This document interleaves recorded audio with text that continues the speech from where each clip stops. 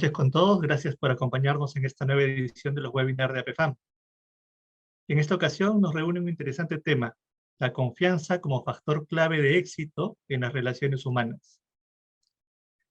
La charla del día de hoy es aplicable a cualquier sector y tipo de industria y busca resaltar la importancia de crear entornos psicológicamente seguros, para lo cual la confianza resulta ser estratégica y crítica.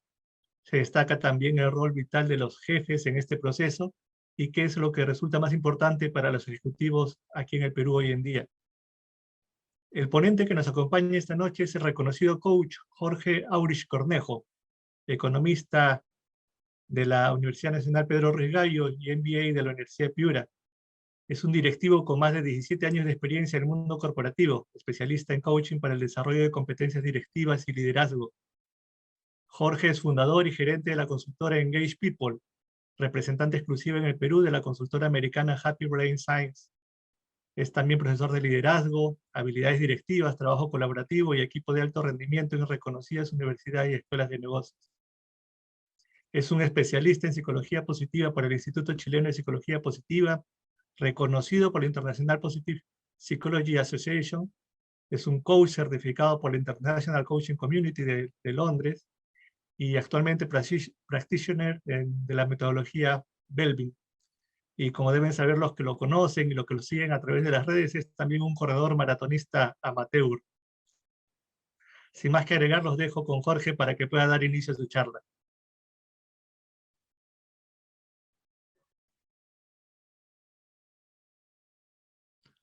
Adelante, Jorge.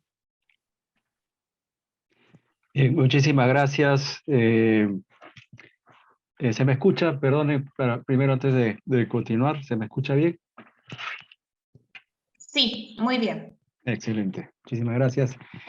Bien, pues buenas noches a todos. Muchísimas gracias a APFAM por la invitación a estar con ustedes esta noche y conversar de este tema que particularmente para mí es muy interesante, ¿no? Le agradezco mucho a Katia Andrade, a Miguel Salazar por la presentación, por las palabras de bienvenida y de manera especial a Lucho Macías por la invitación que me hiciera hace unas semanas atrás. Para mí, insisto, es muy grato estar con ustedes esta noche y conversar sobre este tema que a todos creo que nos debería interesar de manera consciente, ¿no? En el trabajo que desempeñemos, ¿no? En el cargo que ocupemos, en la esfera o dimensión de nuestra vida en la que nos toque. Así que voy a comenzar. Como ustedes ven ahí en la pantalla, dice factor clave de éxito, ¿no? En las relaciones humanas. No podemos entender al ser humano sin estas relaciones. Bueno, mi presentación la voy a pasar, ya la hizo Miguel.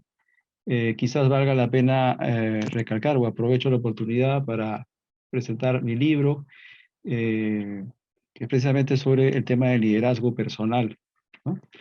Y invito también a todos los interesados en unas publicaciones vinculadas a las emociones o al desempeño ejecutivo a descargar estas publicaciones que están accesibles a todos en mi página web, ¿no?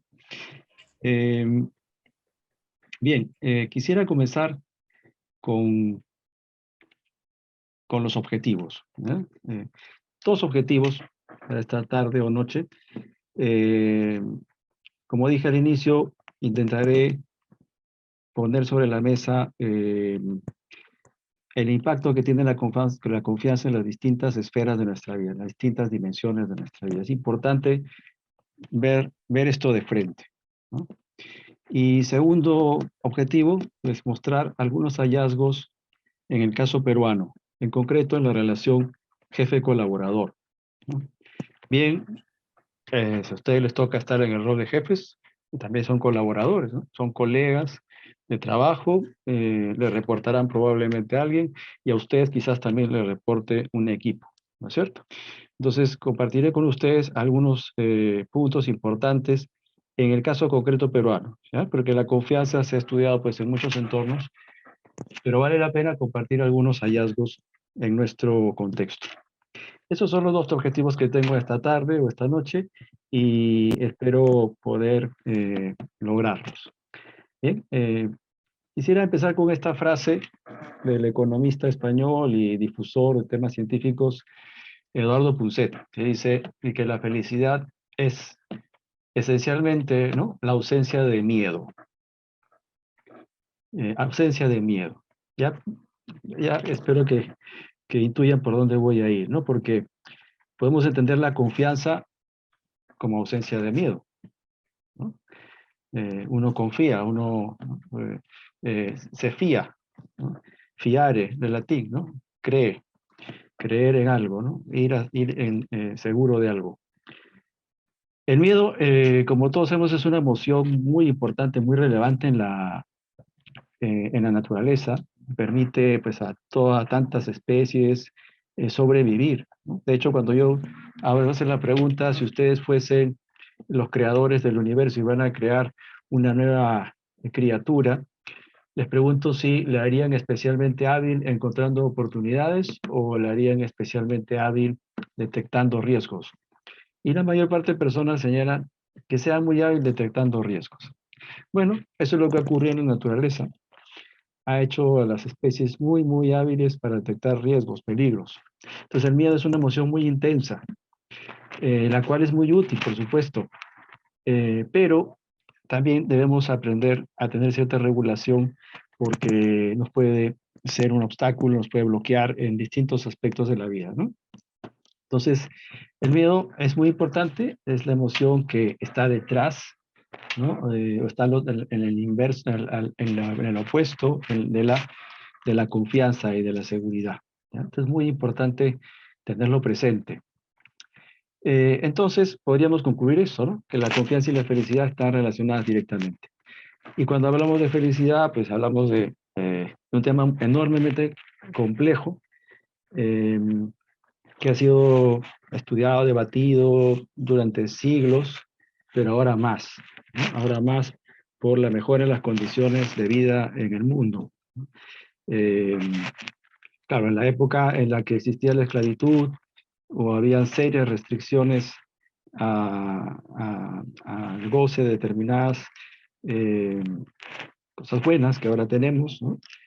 Probablemente hablar de felicidad era algo que se podía entender solamente, pues, para el caso de los filósofos, los príncipes, los reyes o las personas que estaban vinculadas a las esferas del poder, ¿no?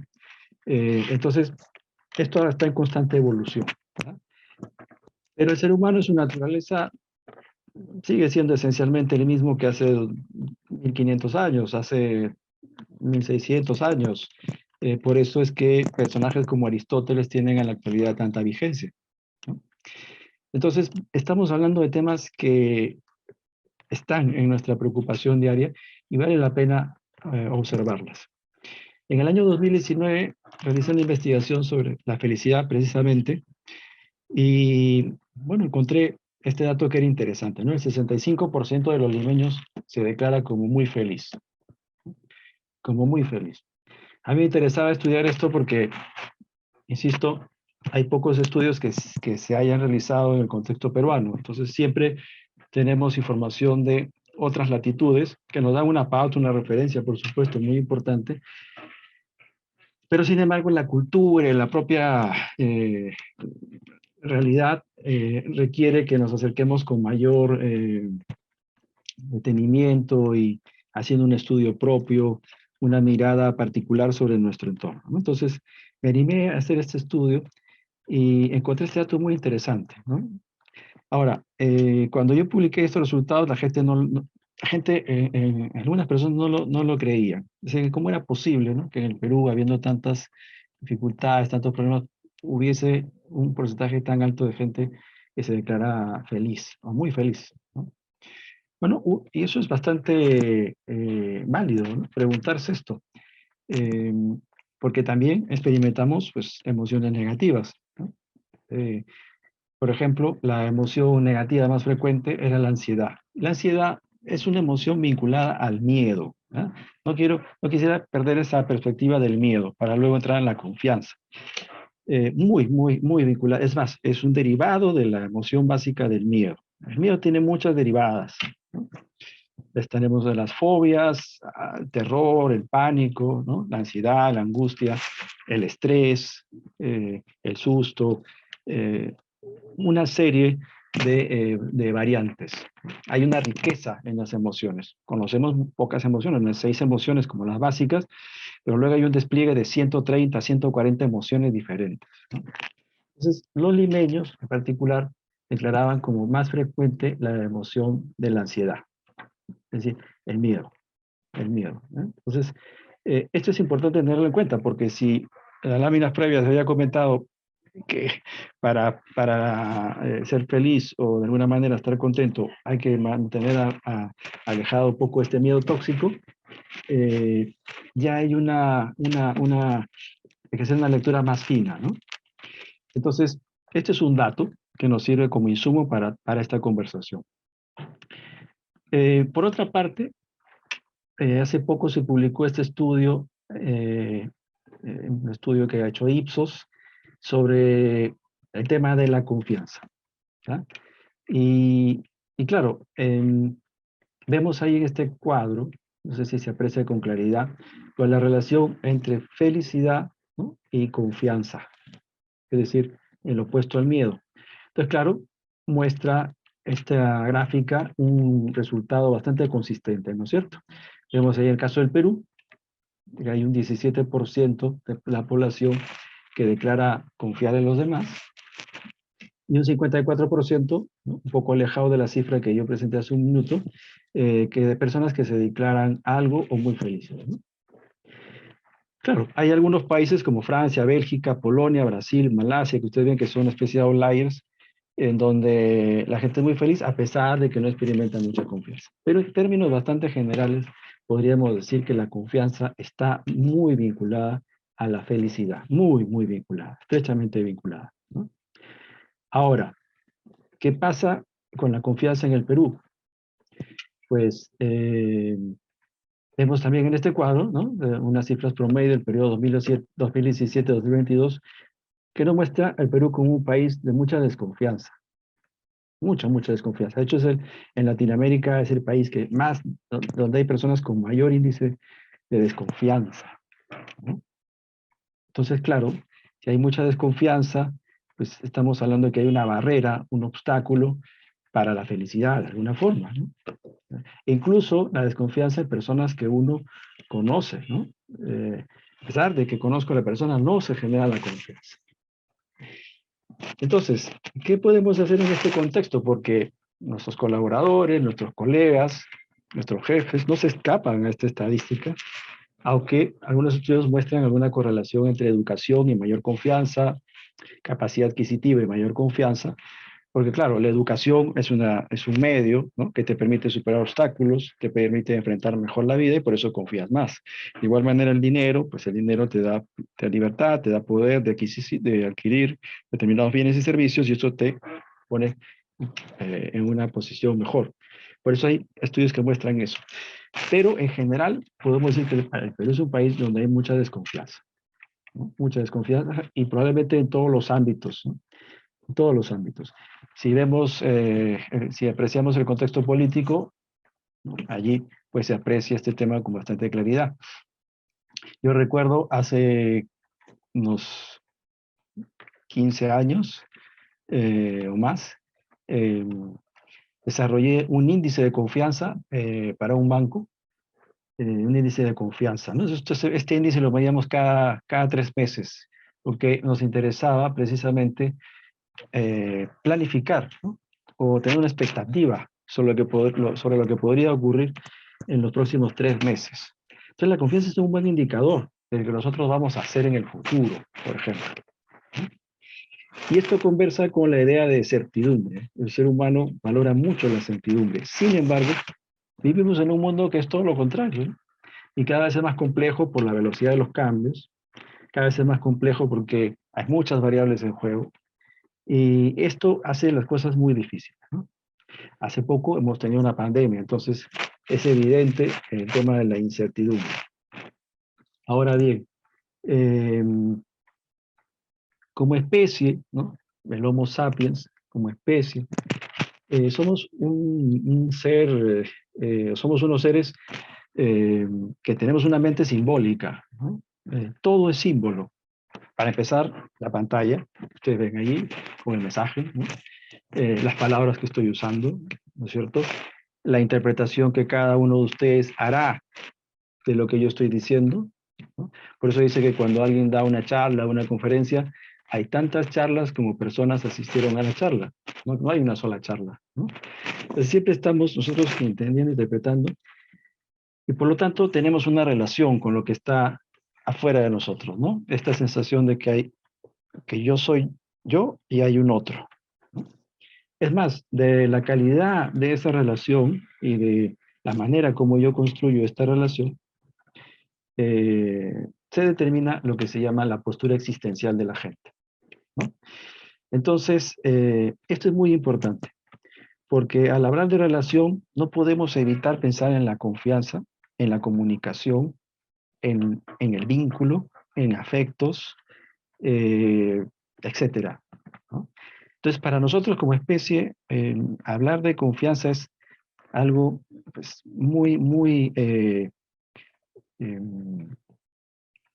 necesario y, e importante para nuestra calidad de vida, ¿ya? Por eso hablo ahí de necesidad de pertenencia, de seguridad. Ahora seguramente ustedes podrán recordar a Abraham Maslow con su pirámide. Entonces un tema muy complejo, muy serio, muy importante. Porque el ser humano pues está ante una realidad que tiene que abordar. ¿Y por qué pongo esta figura, no? Ahí ven ustedes a Venus y a Marte reposando. La mitología cuenta la historia de que el miedo, ¿no? Metus, el miedo, es hermano del amor erótico, es hermano de la concordia, es hermano de Anteros, ¿no? Entonces, Anteros, la concordia, Phobos y Deimos eran los hermanos del miedo, ¿no? Marte y Venus tuvieron estos hijos. Es curioso, ¿no? Porque el miedo es hermano de la concordia, ¿no? La concordia surge de las relaciones de confianza, ¿no? Anteros, el amor, el dios del amor correspondido, o perdón, correspondido, ¿no? Cupido, el otro hermano, el dios del amor erótico. Todos eran hermanos, es curioso, ¿no? Entonces, este miedo, y que los griegos graficaron muy bien a través de su mitología, pues era usado por Marte, el dios de la guerra, en todas sus aventuras bélicas, ¿no? Y llevaba a sus hijos para causar pavor, terror en sus batallas, ¿no? Entonces, claro, esto está en las raíces del ser humano, ¿ya? Está en las raíces del ser humano. El miedo es lo que más preocupa como especie. De hecho, los mayores miedos están el miedo a la muerte, por ejemplo, ¿no? El miedo a la soledad, el miedo a no tener, ¿no? Y cómo nosotros nos vinculamos con estos miedos, pues termina realmente determinando la calidad de nuestra vida, de alguna forma. El ser humano necesita confiar, que es lo contrario del miedo. Esto nos corta transversalmente como seres. Y con eso, con ese ropaje, ¿no? O esa esencia, mejor dicho, no es un ropaje, con esa esencia salimos a la realidad externa y nos vinculamos. Nos vinculamos, creamos nuestras distintas relaciones, ¿no? Aquí pueden ver ustedes el miedo, ¿ya? Pueden ver el miedo, voy a ayudarme del puntero o de la pluma, ¿ya? Acá ven el miedo, ¿sí?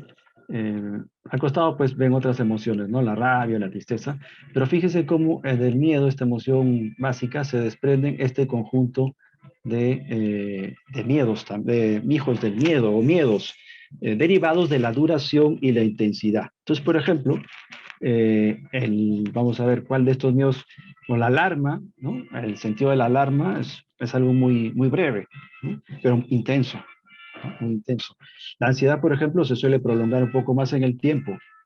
Puede ser más o menos alta, depende del caso y de lo que la genere, pero de hecho es algo que se suele prolongar en el tiempo, ¿no?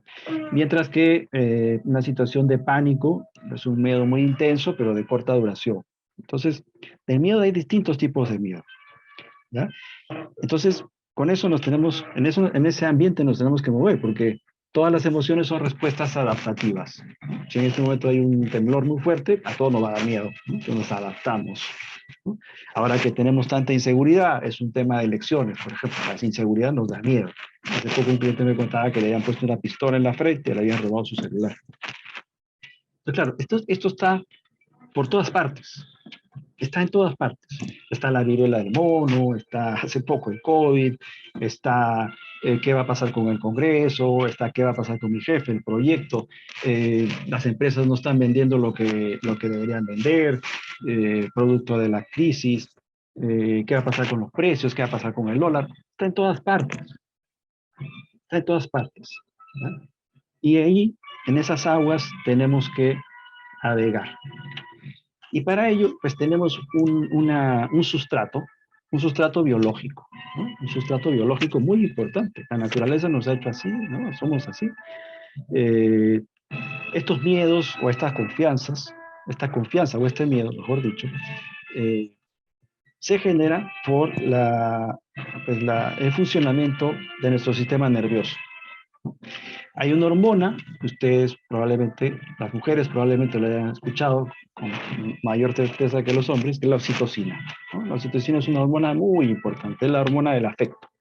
Es la hormona del afecto, la hormona de la felicidad, la hormona de la confianza, ¿no? Entonces, cuando nosotros interactuamos con otras personas y, y vemos una cara, ¿no? Una cara, se dice que la cara es el objeto más representativo y más importante para el ser humano. Es decir, nada nos comunica más que una cara. Entonces, cuando uno ve una cara, busca señales de seguridad. A ver si en esa cara me transmite confianza. O cuando veo una persona que está en una determinada situación compleja, me genera un impacto. ¿Por qué? Porque tengo una mente simbólica, lo que había dicho al inicio, tengo una mente simbólica. Y gracias a unos mecanismos cerebrales muy importantes, el sistema nervioso es tan importante, con unas neuronas que son especializadas en esto, podemos empezar a sentir dentro lo que la otra persona está experimentando. Y eso que se llama empatía, ¿no? Empatía, ¿no? Empatía significa sentir, ¿no? Sentir adentro lo que otro le está pasando. Pero no va sola esta oxitocina, ¿no? Que me ayuda a mí a acercarme. No va sola. Esta oxitocina es acompañada por estas otras dos hormonas o neurotransmisores que son muy importantes.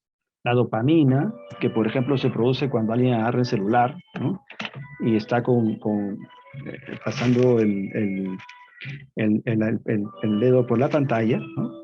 O cuando uno de repente pues, se reúne con unos amigos y consume alguna bebida, ¿no? Y la pasa bien, se activa esta sustancia que es la sustancia del placer, ¿no? Que va directamente a una zona del cerebro que se llama el núcleo accumbens y que ahí se genera un circuito del placer, la dopamina, ¿no? Entonces la dopamina nos dice, oye, caramba, estás ayudando a esta persona, ¿no? Y mira, la estás pasando bien con esta ayuda. Por eso nos hace bien ayudar. Pero no solo eso, sino que se genera otra sustancia que se llama serotonina, que seguramente también ha escuchado, que precisamente ayuda a calmar la ansiedad. Entonces, ¿qué termina ocurriendo en nuestro cuerpo? Termina ocurriendo que la oxitocina nos lleva a esta empatía, y esta empatía finalmente lleva a tener comportamientos morales, que se llamarían comportamientos morales. Esto es parte del funcionamiento biológico y que lo compartimos con distintos mamíferos, los compartimos hasta con crustáceos, ¿no? ¿Por qué? Porque las especies necesitan sobrevivir. Y sobrevivir significa acercarse. Acercarse. En el caso de los animales sociales, ¿no? Y también al momento de la reproducción. Necesito acercarme y para acercarme tengo que saber que puedo confiar en el otro, ¿no? Entonces hay un juego hormonal muy importante, ¿ya? Mil disculpas si hay un ruido, pero no es de mi casa, es un ruido parece que está pasando una procesión por la calle. Mil disculpas, ¿ah? Ahí no puedo hacer nada. Y fíjense que esta moralidad, cuando yo descubro que alguien tiene un comportamiento de ese tipo conmigo, ¿sí? Aparece la confianza. Puedo confiar en el otro, ¿no? Puedo confiar en el otro. Aparece la famosa regla de oro de, de las distintas culturas, ¿no? Esto de la reciprocidad. No hagas a otro lo que no quieres que te hagan a ti, ¿no? Que podría leerse al revés, ¿no? Haz a otro lo que quisieras que ese otro también hiciera contigo cuando surge el momento de dificultad, ¿no? Entonces, detrás de la confianza hay un sustrato biológico. Una idea importante que quiero dejar, es decir, estamos hechos para la confianza. ¿Eh? Estamos hechos para la confianza biológica. Sin embargo, hay otros elementos en juego. ¿Eh? Bien. Sabemos también que una relación muy importante en la vida de todos nosotros es la relación con nuestra madre. ¿De acuerdo? Más claro que el cordón umbilical no puede ser, ¿no es cierto? El ser humano se da cuenta de que no es su madre al poco tiempo de haberse desvinculado de la madre, ¿no? Toma un tiempo, no es tan inmediato, ¿eh? Pero claro, en la madre deberíamos encontrar seguridad y afecto, ¿no? Es la primera relación que tenemos y de la cual aprendemos mucho. Es más, la empatía surge así. La empatía surge así en el ser humano. El primate, el homínido primitivo, intentaba descubrir qué le estaba pasando a su cría, ¿sí? Porque esta cría no tenía lenguaje en esos tiempos, ¿no? Estamos hablando de los primates, no había lenguaje, pero sí se genera un lenguaje visual, ¿no? Al observar la cara, lo que había mencionado hace un rato. Y eso hizo posible que surja biológicamente la empatía. Entonces, la relación con la madre es muy fuerte, muy impactante, muy trascendente, ¿ya? Y esto está estudiado, ¿ya? Por ejemplo, aquí en esta foto ven ustedes a una señora y ven a un niñito y ven un pedazo de vidrio, ¿no es cierto?, ahí al frente. Bueno, los humanos comparten el temor, miedo, el miedo a la altura, ¿eh? El miedo a la altura, con muchos mamíferos. Es un miedo genético. Tenemos miedo a la altura. Por eso cuando en Nueva York se hicieron los rascacielos, tuvieron muchos problemas para conseguir personal que vaya a trabajar a estas obras, a estos rascacielos. Tuvieron que llevar personas de Bolivia y del Perú para trabajar allá en Nueva York. El miedo a la altura, es natural. Pero, ¿qué encontraron estos psicólogos con este experimento? Encontraron que cuando al frente, ¿no?, al otro extremo, que ven ahí ustedes en la figura,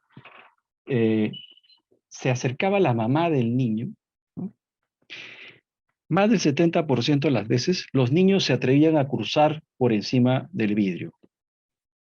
Es un tema muy importante, porque ese niño estaba venciendo su biología, estaba venciendo a la genética.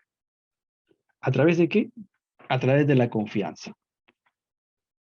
A través de la confianza, el niño vencía la genética. Superaba un obstáculo, superaba un miedo muy fuerte, porque había una persona al frente que le animaba y que le decía, oye, ven, ¿no?, con el lenguaje usual, y sobre todo el niño confiando por las experiencias previas y la relación y el vínculo que había desarrollado con su mamá. Entonces es muy importante la confianza para superar cualquier obstáculo, incluso hasta un miedo biológico, ¿no?, como es el temor a la altura. Ahora, no todas las relaciones son iguales. Y miren, y acá hay un impacto para la vida de todos, ¿no?, para todos, ¿no? De la calidad de la relación que nosotros hayamos forjado, o nuestra madre ha forjado con nosotros, depende o influye muchísimo en el tipo de vínculo y de confianza que yo pueda tener, por ejemplo, con mi pareja, ¿no?, la forma de querer. Entonces, los individuos, las personas pueden desarrollar un estilo seguro cuando la mamá de esa persona ha tenido un trato afectuoso, cercano, cariñoso, ha sido empática, le ha enseñado empatía al niño, ¿no?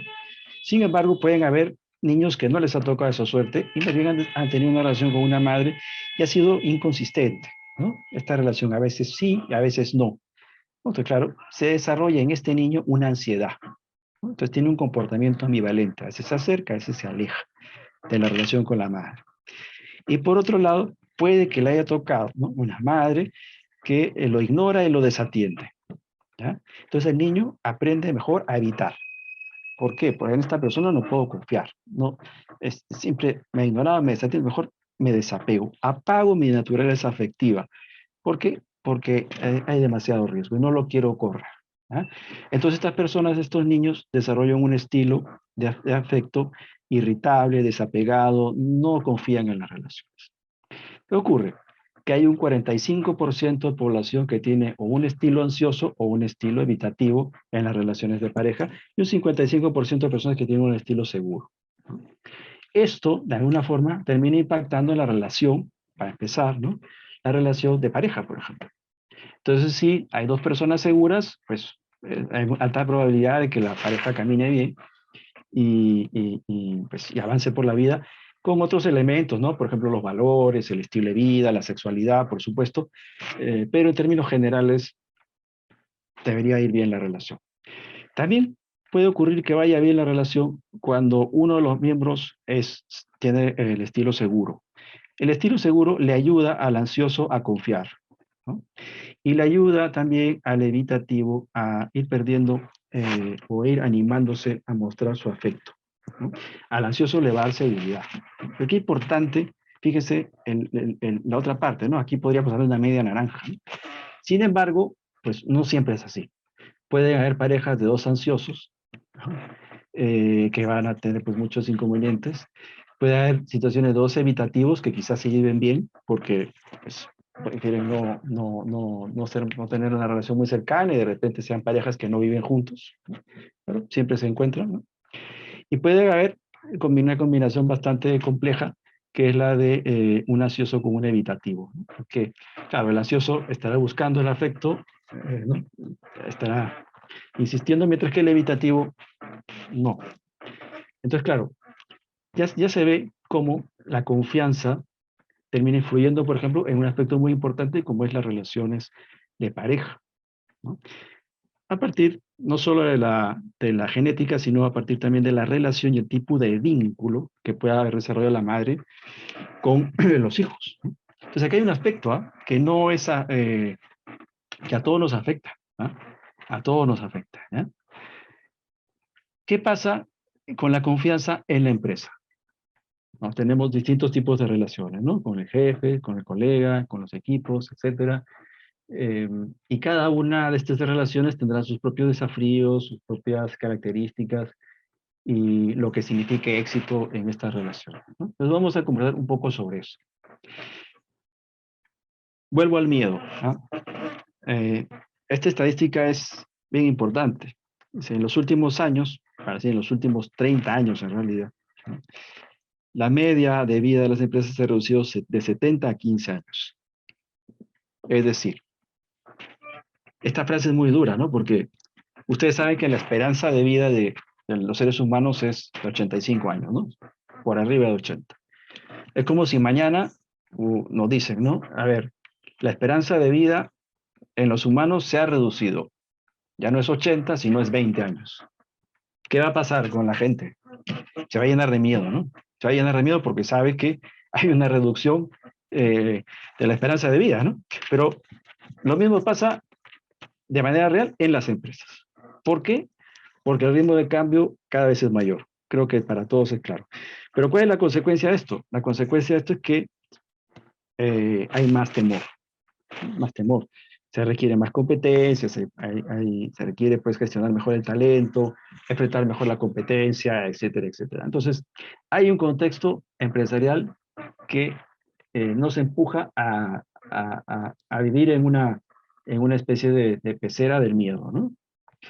Entonces, ¿qué miedos son los más recurrentes en las empresas con las que nos tenemos que enfrentar y sobre los que tendríamos que desarrollar confianza?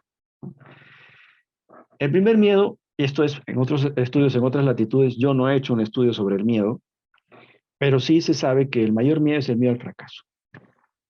La gente teme mucho el error, teme mucho, y más en los países del hemisferio norte, donde, por ejemplo, la confianza se desarrolla a partir de la capacidad para generar resultados.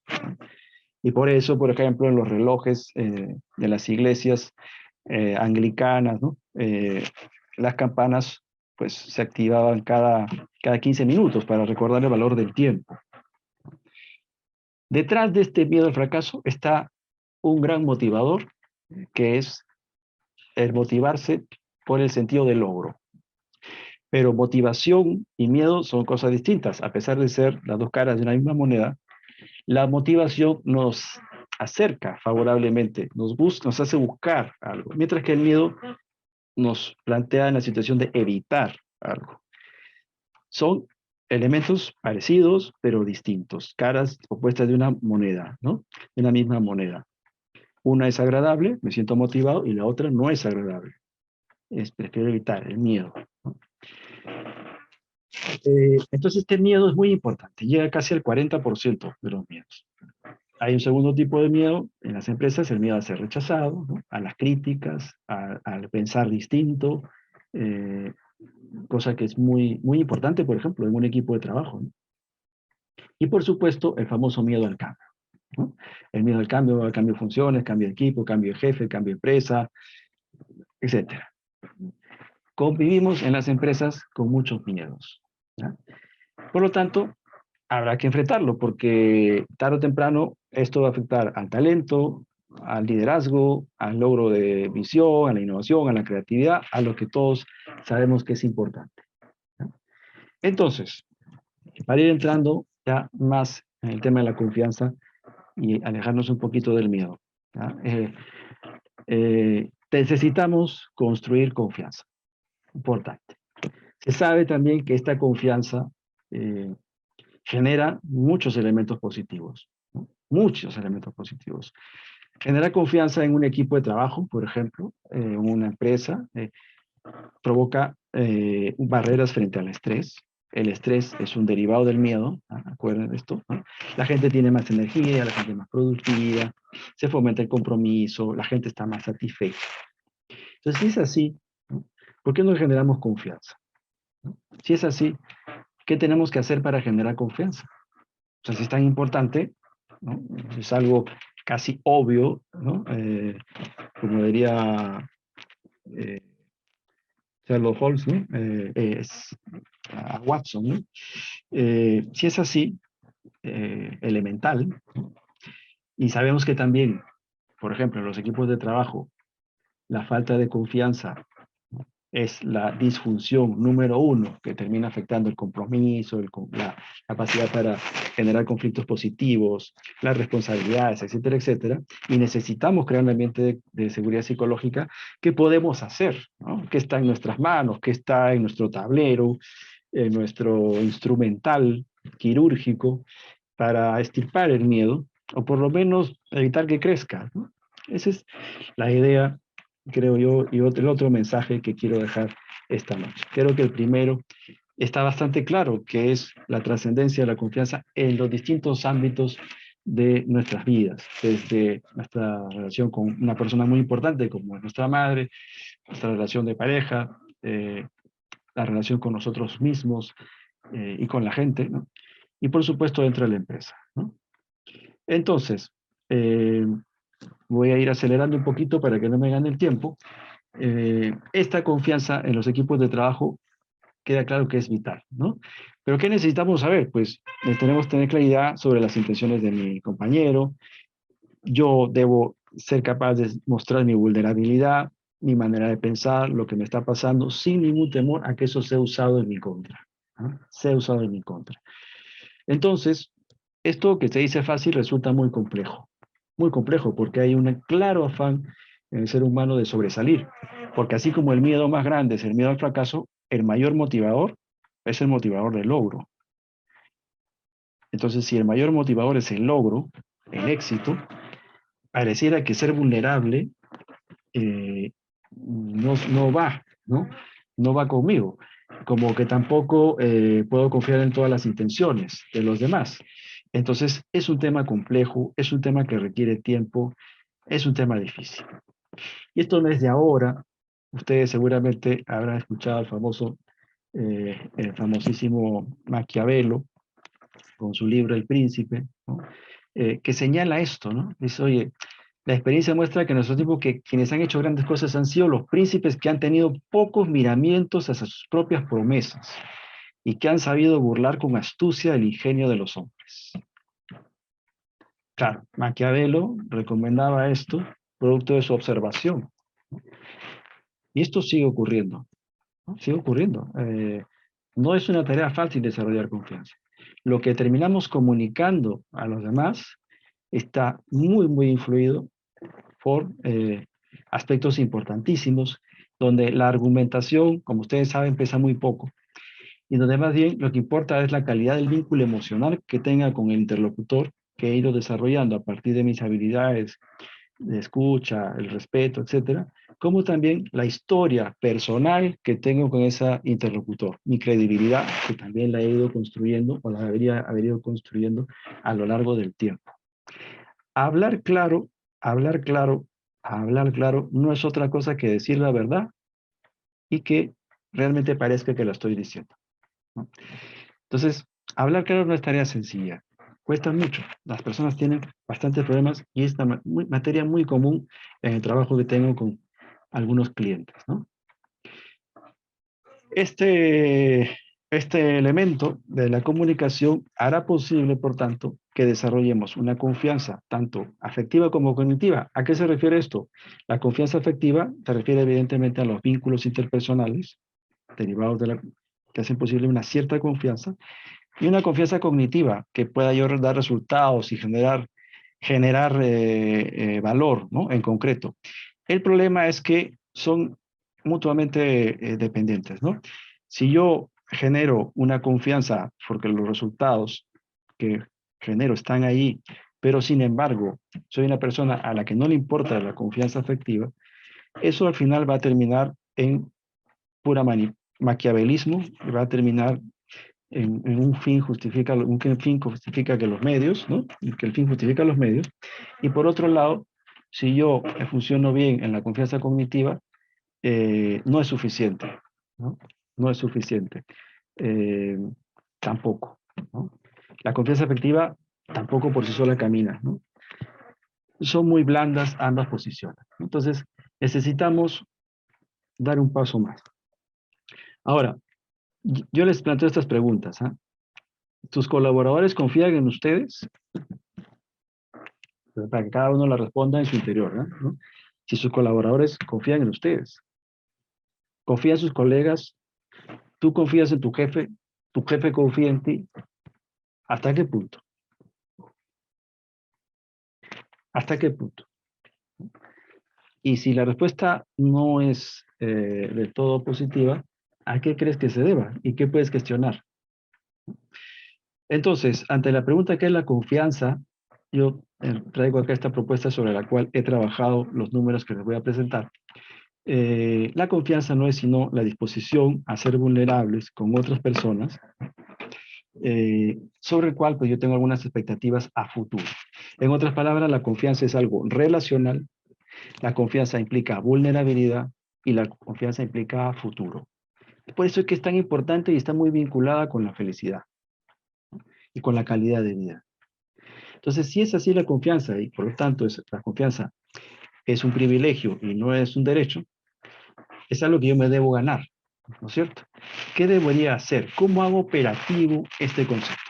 ¿Cómo pasamos del abstracto, que es un rincón interesante, pero no debemos quedarnos ahí? Debemos ir al otro lado, a lo concreto, ¿ya? Podríamos empezar con estas ideas, ¿ya? Ustedes están en sus relaciones en una zona de desconfianza. ¿Qué debemos hacer para transitar a la zona, por lo menos, de no confianza? ¿No? Ya empiezo a construir algo, ¿no? Porque estoy reparando, ¿no? Acá en la desconfianza hay maquiavelismo puro, ¿no? Entonces, lo importante es, a ver, oye, ¿qué hacemos para empezar a construir, ¿no? Con esta mirada del ser humano que se construye a sí mismo, ¿no? ¿Qué hacemos? ¿Cómo pasamos? ¿Cómo generamos respeto? cómo generamos más resultados positivos en nuestro trabajo, de tal manera que los demás nos vean que somos capaces de generar valor a la organización. Al final de cuentas, nuestro objetivo debería ser llegar a este punto, ¿no? Ahora, es curioso porque en el otro extremo, pasando la confianza, podría estar la fe ciega, lo cual es un problema porque en la fe ciega ya el individuo también deja de pensar, ¿no? Entonces ahí vemos, en ese mundo, vemos pues a los fanáticos, ¿no? Y con los fanáticos hay que tener cuidado. Y en el otro lado, antes de la desconfianza, podrán estar ya algunas personas que lindan con problemas mentales, ¿no? Los paranoicos. Entonces, interesante hacer este ejercicio porque nos está mostrando, nos revela esta lámina, que estamos, en todas nuestras relaciones, estamos moviéndonos. Esto no está quieto, es dinámico y dependerá de la calidad de las interacciones que tengamos con la gente. Por lo tanto, eso abre la posibilidad para todos de siempre tener la posibilidad de cambiar, de modificar. ¿Ya? ¿Cómo hacemos operativo? Pues yo he estudiado este modelo, es el modelo basado en dos tipos de variables, los personales y los de comportamiento. Las personales son más difíciles de cambiar. ¿Ya? Entonces, por ejemplo, influye la edad, la cultura, nuestra propensión natural a confiar, ¿no? Esto, por ejemplo, que hablábamos de la relación de la madre con el hijo, ¿no? Y las calidades de las interacciones que tú hayas tenido a lo largo de tu vida, influye mucho. Qué tan confiado o desconfiado seas de manera natural. Y por supuesto también nuestras competencias técnicas. Si se dan cuenta, todo este bloque de la izquierda es más difícil de modificar. No quiere decir que esté quieto totalmente, pero es más difícil de modificar. Donde realmente podemos operar es en el segundo bloque, que son los comportamientos. Y este punto, este aspecto, este bloque está relacionado con las habilidades y las competencias directivas. Es aquí donde podemos realmente ejercer un impacto importante, ¿no? Lo otro, más difícil, porque es más quieto, ¿ya? Entonces, podemos construir una matriz de este tipo, ¿ya? Donde tenemos la zona de confianza, donde hay unos mínimos, tanto de comportamiento como unos mínimos de valores personales, es decir, si tú tienes un título universitario, si tienes un título de máster, etcétera, generas confianza a primera vista, pero luego tendrás que tener resultados y además tendrás que tener comportamientos éticos, íntegros, consistentes, saber comunicarte, etcétera, para ubicarte en ese cuadrante de la confianza, ¿no? Por otro lado, si tú tienes los credenciales, ¿no? Has estudiado en una buena universidad, tienes experiencia, etcétera, etcétera, pero no genera resultados, ¿no? De repente se va perdiendo la confianza, ¿no? Entonces de repente pueden respetarte, pero no llegan a confiar totalmente en ti. Y de igual manera, ¿no? Puede ser que tú seas una persona íntegra, que tú seas una persona muy cercana, afable, respetuosa, que sepas escuchar, etcétera, etcétera, pero tampoco tienes la experiencia, de repente eres muy improvisado, etcétera, estarás en el cuadrante del respeto, ¿no? Respeto y respeto, está bien, pero quien está en la zona del respeto debe trabajar hacia la zona de la confianza para generar otro tipo de resultados y otra calidad de relación y por lo tanto un mayor estado de bienestar. Y evidentemente en la zona de desconfianza pues hay que salir de acá. Ahora, ¿qué es lo que pasa en el caso peruano? Y esto es una aproximación, ¿ah? Esto es una aproximación, lo que yo he encontrado, ¿ah? Lo que yo he encontrado, es una aproximación. He encontrado que en el caso de los jefes peruanos, el 45% de los jefes peruanos podrían ubicarse en la zona de la confianza. Es interesante, ¿no? 45% de jefes generan esta confianza. Esto es una aproximación, insisto. ¿Ya? Yo no he visto cifras antes de este tipo, son cifras que yo he trabajado. Y un 25%, 24% están en la zona de desconfianza. Este es un ejercicio que yo he hecho. Ahora bien, ¿qué significa esto? Que si alguien trabaja con un jefe y está en la zona de desconfianza, ¿ah? Y sigo trabajando con el jefe a pesar de la desconfianza, estamos hablando de una relación transaccional. Es algo transacción, ¿no? Hay un contrato, hay unos mínimos, tú trabajas, se te paga, yo tengo eso, transacción. ¿Qué tipo de liderazgo es ese? Pues liderazgo transaccional. ¿Funciona? En ciertos contextos, sí. En el largo plazo, no hay lealtad, ¿no? Ahora bien, ¿qué pasa si estoy en la zona del respeto en este 14%? Donde pues todavía no hay los comportamientos, pero sí hay los aspectos personales, ¿no? Como la formación y la competencia técnica.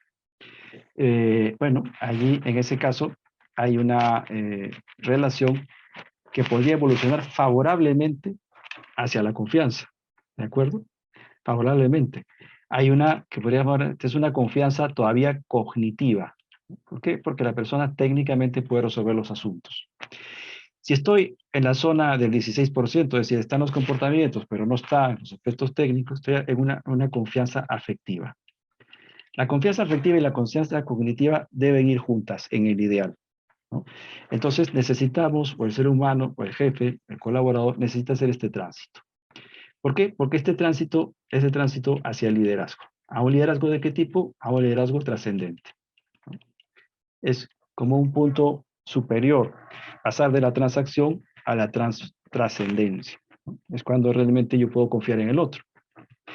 Entonces, ese caso peruano. Ahora bien, y acá una reflexión. Cuando se le pide a las personas decir abiertamente si confían o no confían en su jefe,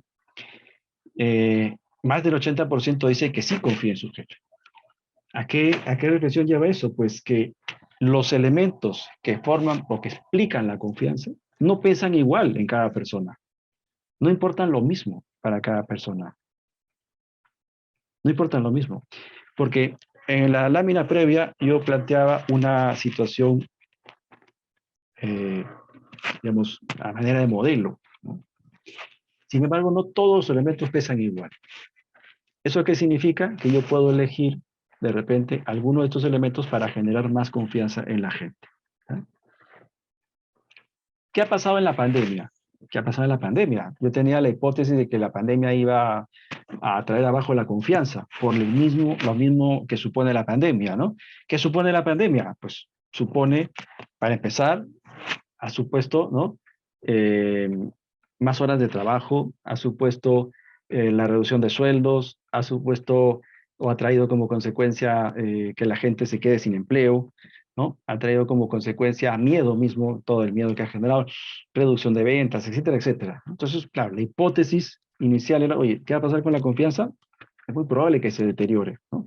Muy probable que se deteriore. Sin embargo, la gente, gran parte de la gente dice que la confianza se fortaleció en su jefe. Interesante, ¿no? Que la confianza se haya fortalecido. Muy importante este dato. A mí me pareció bastante eh, positivo. Reflejaría, pues, que ha habido una buena gestión de los jefes en las empresas en el Perú. Una buena gestión, ¿eh? Claro, nuevamente, este es un caso, ¿no? No pretendo aquí ser propietario de la verdad, pero sí creo que nos lleva a esta reflexión. Se ha manejado aparentemente bien la confianza. Ahora, ¿quién lo ha manejado mejor? Esto es muy interesante también. ¿Quién lo ha manejado mejor? Pues aparentemente lo ha manejado mejor las jefas, ¿no? Las mujeres, que han sido capaces de generar más confianza en sus colaboradores. Y esto me llevó a pensar, cuando vi este dato, esta información, en el estilo, ¿no? Para empezar, ¿no? Las mujeres son más empáticas. Por eso hablaba de la empatía al inicio de la charla. Las mujeres son más empáticas que los hombres. Las mujeres tienen más neuronas espejo que los hombres, ¿no? Y qué importante, ¿no? La relación de la madre con el hijo, no del padre, ¿no? De la madre con el hijo, la mujer. Se sabe también que el estilo de liderazgo más observado en las mujeres es el liderazgo transformacional. Mientras que en los hombres el liderazgo es el liderazgo transaccional. Transaccional. La mujer tiene otra forma otro estilo de comunicación. Está más dada al vínculo social. Se sabe también que la mujer reacciona de otra manera al estrés. ¿Ya? Reacciona de otra manera. Y el año o los años de la pandemia fueron años muy estresantes. Entonces, ha tenido más éxito las jefas que los jefes. Es la primera impresión que tengo de revisar estas cifras, ¿no? Por otro lado, las colaboradoras, ya no los jefes, sino las colaboradoras indican que la confianza se fortaleció con sus jefes en mayor medida que los varones. Lo cual también abona a lo mismo, ¿no? Que las mujeres tienen una forma distinta, más efectiva, de gestionar el estrés. Ahora es curioso también porque la prevalencia de estrés y de ansiedad es mayor en las mujeres que en los varones. Eso se sabe por distintos estudios. Pero también están dotadas para manejar mejor esto. Es curioso, ¿no? Es un aspecto en realidad de análisis y de estudio, ¿no? Pero claramente esta mayor propensión a la afiliación social quizás ha sido muy conveniente y muy oportuno este estilo de liderazgo en un momento difícil como la pandemia, ¿ya? Para mí este dato es muy relevante. Ahora, yendo ya para cerrar las ideas, no me quiero explayar más, creo que ya me he pasado unos minutos. ¿Cuáles son los factores claves? ¿Ya? Y para esto, pues se ha utilizado una herramienta de árboles de decisión. Y entre los distintos valores, los distintos puntos, de distintas teclas o perillas que un jefe, como ustedes, ¿no? Un gerente, a los cuales podría recurrir. La número uno, y esto toma tiempo y hay una historia, es demostrar integridad.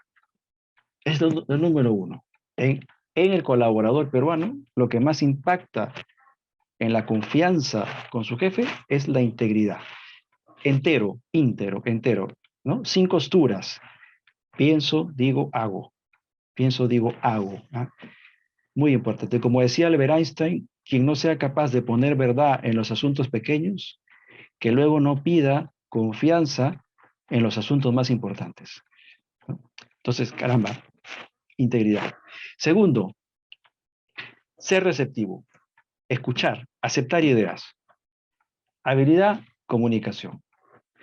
Tercero, tienes que mostrar consistencia. Tus colaboradores tienen que encontrar un sentido en lo que tú haces. Deben conocer tu estilo. Debes haber una lógica en tus decisiones. ¿Ya? Cuarto, los valores compartidos.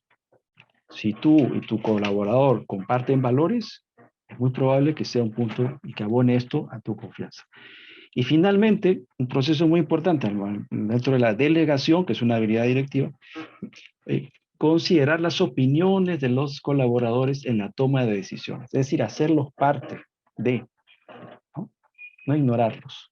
Entonces, estos 5 elementos impactan un 60 a 70% en la generación de confianza. Si se dan cuenta, ninguno de estos elementos está relacionado con los aspectos personales directamente, es decir, la edad, la cultura, la etnia, tus estudios, etcétera. No son aspectos personales. De hecho, los aspectos personales impactan un 13% solamente. El resto son aspectos de comportamiento. Y ahí el poder de las habilidades directivas y que todo ejecutivo las pueda desarrollar. Entonces, en conclusión, primero, algo tremendamente que es obvio, pero que vale la pena señalarlo. Sin confianza no hay calidad de vida, ¿no? Eso es lo primero, ni con uno mismo, ¿no? Ni con las personas, ni con las empresas, ni con la sociedad, nada, ¿no? Sin confianza no se va a ninguna parte, ¿no? Segundo, la confianza es dinámica, es relacional, está en constante evolución y dependerá de cada interacción que tú tengas con las personas, con tu pareja, con tus hijos, con tus amigos, con tus colaboradores, con tu jefe, etc. Cada momento es una oportunidad para abonar hacia la confianza o, más bien, ponerle algo de toxicidad a la confianza. Tercero, la generación de confianza, para decir liderazgo, porque el liderazgo, en buena cuenta, es el arte de obtener resultados a través de la confianza, durante la pandemia ha sido más efectivamente desarrollado por las mujeres. Aquí me estoy atreviendo a dar un hallazgo, ¿no? Y finalmente, los jefes tienen al alcance 3 elementos importantes comportamentales para mejorar la confianza con sus colaboradores. Primero, la integridad. Segundo, la comunicación. Y tercero, la consistencia. ¿Ok? Entonces, yo quería compartir con ustedes estos elementos. este es mi QR para conectarnos. Estaré muy gustoso de estar conectados con ustedes a través de LinkedIn. Y pues eso es todo de mi parte. En realidad, muchísimas gracias por la invitación. Espero que estas ideas pues les sirvan y tengan una orientación totalmente práctica. Recordemos que el directivo, el trabajo directivo es esencialmente es praxis, ¿no? Eh, trabajo diario, ¿ya? Entonces, muchísimas gracias nuevamente a todos ustedes por su atención y encantado de poder responder a cualquier pregunta o comentario. Muchas gracias, Jorge, por la interesante charla. Tenemos algunas consultas que nos gustaría trasladarte. En Encantado. principio, Luis Macías aprovecha la oportunidad para agradecerte por la interesante charla y nos indica que como profesionales del Facility Management tenemos a las personas en el centro de la gestión cotidiana. En esa línea, ¿qué herramientas o elementos nos recomiendas para primero diagnosticar el nivel de confianza existente y luego para desarrollarlo en todas nuestras interacciones? Bueno, para diagnosticar el nivel de confianza, resulta interesante pensar en las situaciones críticas, yo creo, las situaciones críticas, ¿no? Cuando se pone a prueba el compromiso. Eso está muy relacionado, ¿no? La confianza, el compromiso. La confianza es producto de una relación de autoridad de un jefe sobre su colaborador, ¿no? Es un tipo de poder especial, ¿no? La autoridad. Mientras que si tú sientes, bueno, Jack Welch, y acá voy a mencionar a Jack Welch, que todos ustedes lo conocen, sobre la confianza, Jack Welch decía, lo sabes cuando la sientes, ¿no? Ahora, ¿cómo sabes eso? De alguna manera, nosotros pues estamos claramente, conversamos con la gente, los miramos a los ojos, ¿no? Generamos una comunicación. Y a través de esa comunicación yo puedo medir de alguna forma intuitiva si la gente confía o no confía en mí y luego veré pues los resultados o sus comportamientos cuando la situación sea difícil o compleja, cuando hay un pedido especial, veré si tengo que usar el poder coactivo para, para que la gente haga un poco más de lo que hace, ¿no? Entonces, eso es importante, ¿no? Y el jefe o el colaborador, al revés, ¿no? El colaborador, ¿cómo sabe que su jefe confía en él? El colaborador tiene que saber si está generando o no está generando resultados. Eso es algo muy tangible. No podemos prescindir de resultados. Si no hay resultados, a medida que pase el tiempo, tanto el jefe como el colaborador deteriora la confianza por el lado cognitivo. Puede estar el trato, puede estar la parte afectiva, pero el resultado es importante.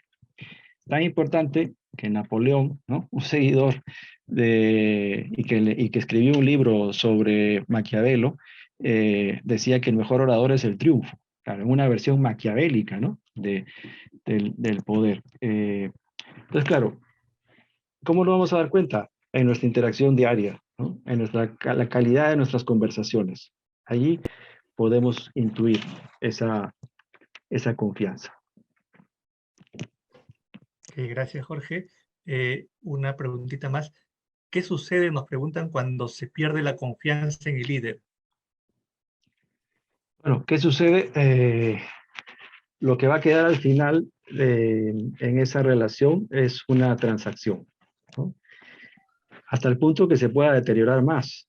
Pero es claro que la confianza está yendo y viniendo en ese continuum que mostraba hace un momento. Entonces, se pierde la confianza, la relación es incómoda, y si se llega ya no solamente a pasar de la integridad a los problemas de comunicación, las faltas de consideración, de respeto de parte del jefe, la relación se puede hacer insostenible, ¿no? La idea pues, de todo colaborador, toda persona que entra en la empresa no es desarrollarse en un entorno así. Finalmente, si se sigue deteriorando, eso terminará rompiéndose, ¿no? Terminará rompiéndose. Mientras no se hable con claridad de cuáles son los elementos, o qué es lo que está propiciando esa desconfianza, porque a veces se queda guardada las cosas, ¿no? la gente desarrolla una relación cínica con el jefe y el jefe con el colaborador. Pues se cae en el cinismo, se sostendrá hasta que se rompan los mínimos del acuerdo, del acuerdo generado entre jefe y colaborador. Es decir, el aspecto meramente transaccional. Eso es lo que pasa, ¿no? Tenemos una consulta de Claudia Chávez. Agradece de antemano la interesante charla. Ella nos comenta que uno de los principales cimientos del trabajo remoto es la confianza en los equipos de trabajo. Sin embargo, aún son varios los CEOs que no terminan de comprarse el modelo, habiendo hecho retornar al 100% de colaboradores al modelo presencial. ¿Qué recomendarías para trabajar en este tipo de organizaciones y con este tipo de líderes, ¿no? Yo conozco algunos CEOs, dueños de empresa, que son digamos, de la actitud que menciona Claudia, ¿no?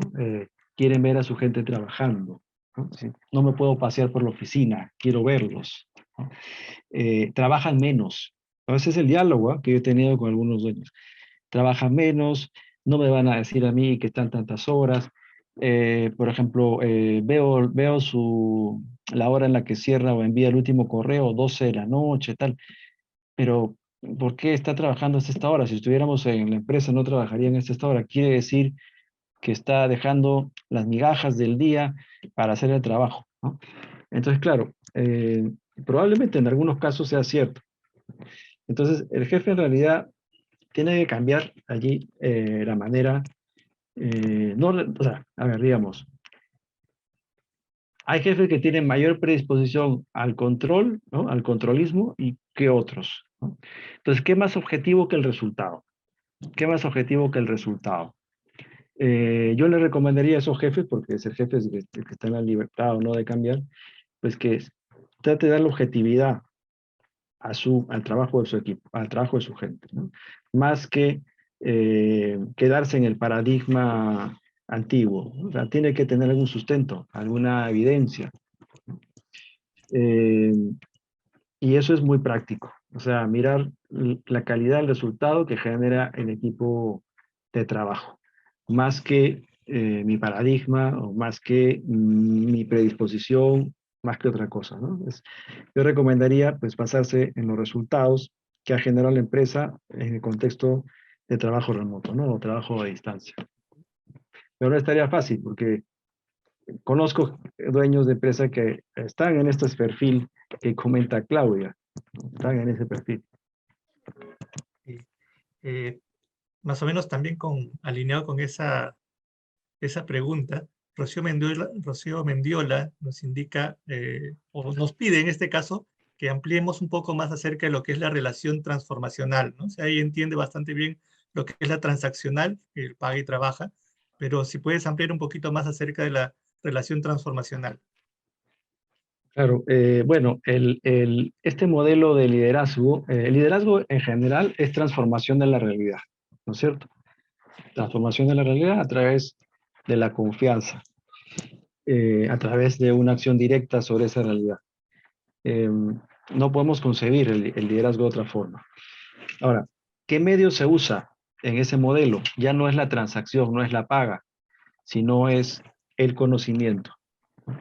¿A través de qué? Pues a través de la motivación intrínseca de la gente.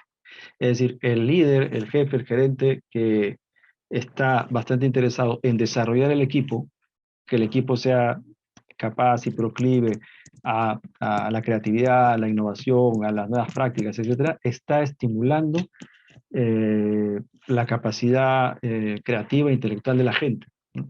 Ese modelo de liderazgo se sustenta en eso.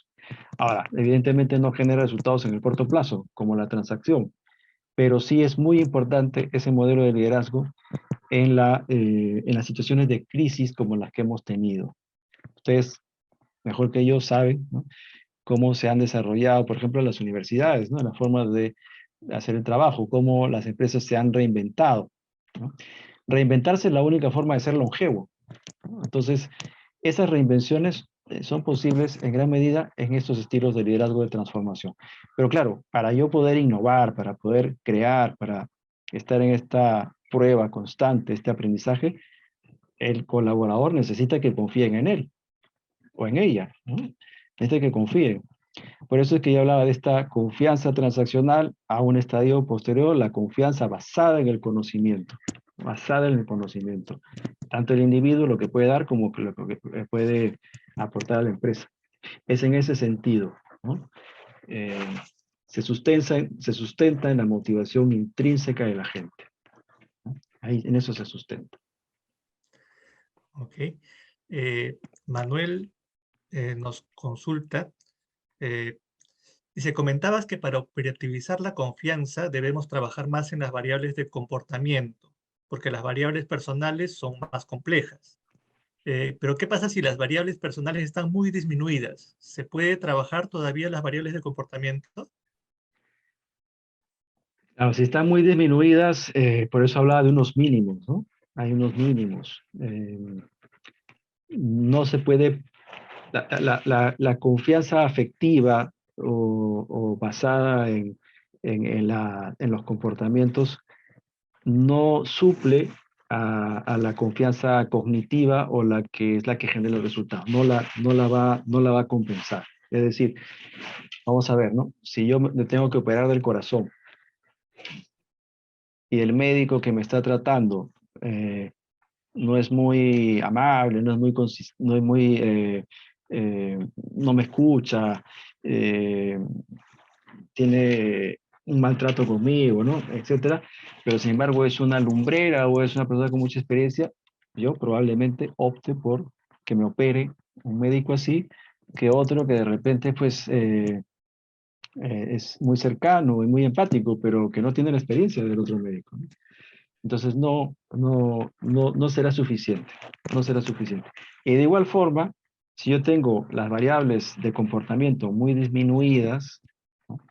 Si las tengo muy disminuidas y tengo las otras variables personales, con la competencia, etcétera, muy bien desarrolladas, en lo que va a terminar eso es en una relación del fin justifica los medios, muy maquiavélica, que puede pesar con un colaborador, pero eso se puede ir extendiendo y al final, en el largo plazo, no va a ser sostenible.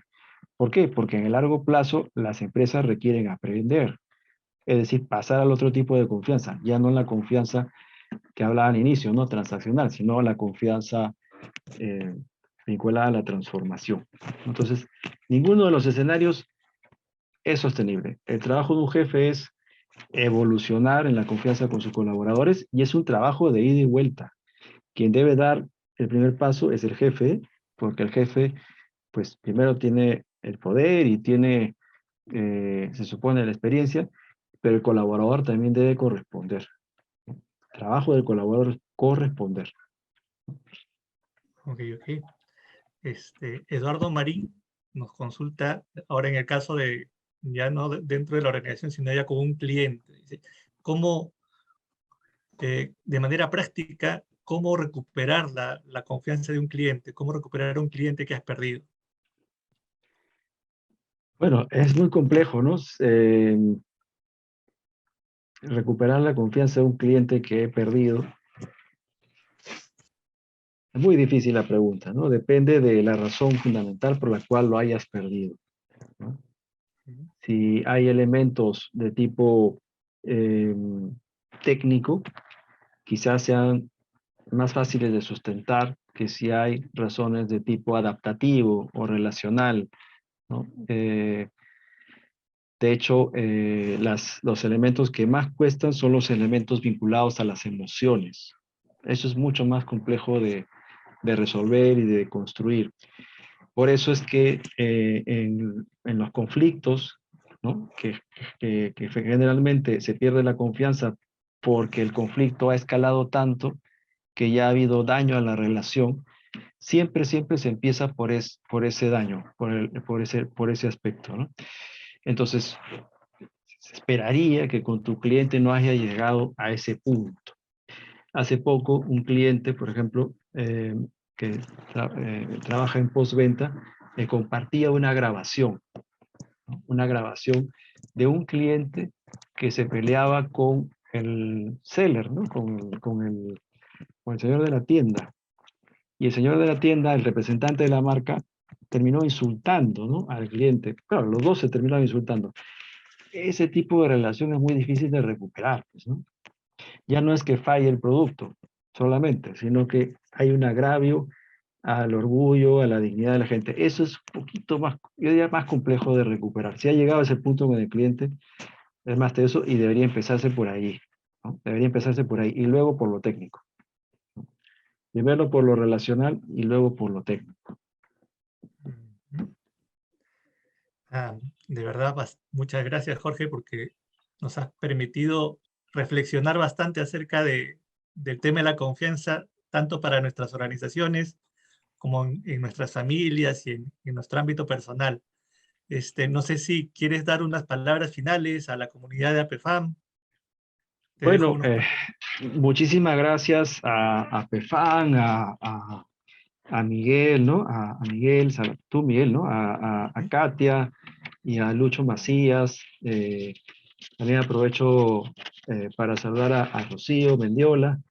Eh, Muchas gracias a ustedes por la invitación, por darme la oportunidad de compartir algunas ideas que la verdad pues espero que sean de utilidad, de reflexión, pero luego de pasar a la acción, ¿no? A pasar a la acción.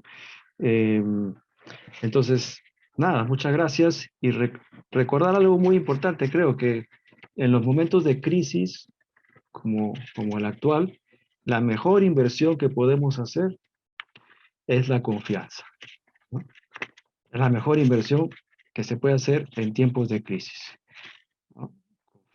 Confiar en los propios recursos y en el equipo de trabajo que, como veíamos en las estadísticas, creo que ha sido la razón de que a pesar de que fuimos uno de los países que peor gestionó la pandemia, eh, las empresas, pues, muchas empresas salieron adelante, ¿no? Pues muchísimas gracias nuevamente por la invitación y hasta una próxima oportunidad. No, seguramente estaremos volviéndote a molestar para compartir nuevos temas. Muchas gracias, Jorge. A Antes ustedes del las cierre, gracias. antes del cierre, invitarlos a, a la charla de la próxima semana. El próximo miércoles 14 de septiembre a las 7:30 se tocará el tema de las energías renovables, competitividad con innovación y sostenibilidad. Este estará a cargo de Marita Betayeluz, una emprendedora y especialista en temas de energías renovables y medio ambiente. Por el chat están recibiendo el enlace para que se puedan registrar. Nuevamente, muchas gracias, Jorge. Muchas gracias, amigos, por estar en contacto con nosotros. Que tengan un buen fin de semana y nos volvemos a encontrar en la próxima edición de los webinars de APFAM. Adiós.